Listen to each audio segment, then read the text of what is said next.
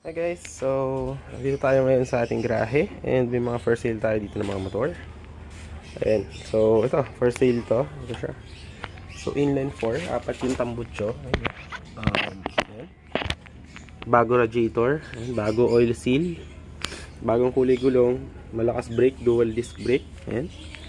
MDL, tapos naka digital gauge, nakabagong switches. Ayan. Tapos, ano pong mga ano nito? Bago radiator fan, bago kadena, color gold. Ayan. Ayan, one click start, no issue. Ayan. Gas-gas to pala. Makagas-gas siya. Ayan. First sale to for only 170k. Ayan. Negotiable po yan. Orig ORCR registered. Ayan. Ayan siya. Ayan. Registered yan guys. Ayan. Ito yung plate number. Ayan. Actually, maporma siya. Bago rin pala yung upuan niya from Botsmel. Ayan.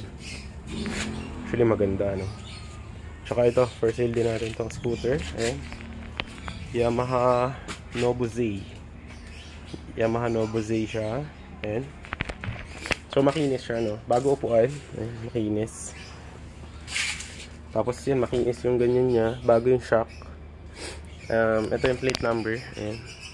Tapos actually, makinis yung unit na yan, no? Ayan, nakita nyo naman. Ang issue niya, hindi gumagana ang speedometer. Ayan.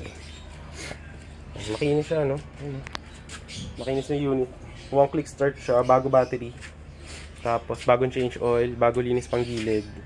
Ang issue niya, yung speedometer, hindi gumagana. Tsaka, binilang ko siya ng brake from Caloocan, parating pa lang. So, ayan, magkakaroon siya ng bagong disc brake. Ayan. Ayan. Kung mamahil kayo sa automatic. Ayan. Actually maganda. Makinis yan. Makita nyo naman sa video. Ayan o. Diba? Makinis yan guys. Ayan. Tapos, ito pala ang presyo nito. 24,000. Ayan. Negotiable original ORCR. Ayan. Ayan. Tapos next natin for sale is ito. Ducati Monster. Ayan. Bago palit yung wheel bearing sa harap. Ayan. Naka MDL. Pinalagyan ko rin ng oil cooler fan. Andyan sa loob. Oil cooler fan para kahit summer hindi siya umiinit. Kasi Ducati talaga. Malaki makina. Mainit siya. So ayan. Meron na siyang rad fan. Ayan. Naka dual tawag nito. Dual exhaust.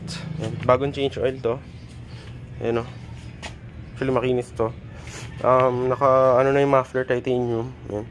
Bago oil filter. Ayan o. Original. Ayan. Tapos dito bagong change oil yan. Synthetic. Ayan. Gana lahat. Issue nito. Ano ba issue nito? Speedometer.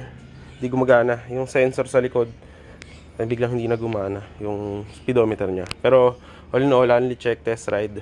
Pwede siya. So, malakas siya tumakbo. Pag naka-on yung GPS sa phone, nasa around 220 km, 230. 220, mga ganyan. Sagad. Ayan. Pero malakas yung torque niya. Grabe. Actually, makinis tong Ducati na to. Meron pa to dito sa likod. Di ko pa nakakabit. Yung fairings niya. Ayan. For sale yan. Tapos ito rin for sale din natin. Ito, XRM 110. Registered hanggang 2025. Ayan. May MDL na. Gana yung ito. Headlight bago, LED. Naka digital gauge. Issue speedometer, di gumagana. Yan, makinis to. Yung upuan makinis din. Registered hanggang 2025. Yan. So ano lang to guys, 19,500 negotiable. Puntahan nyo na lang. Ayan o. Bago yung sprocket tsaka kadena. Tsaka matipid sa gas. Gana push start, gana kick start. Yan.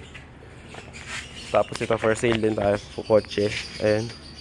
So yung kotse natin, registered, bagong change oil, synthetic oil filter, bago yung pangilalim, mga CV joint, bago spark plug 4, yung TIG 2.5, yung ano tawag doon? Yung mamahaling spark plug yan, tapos bago ignition coil, bago high tension wire. Ayan.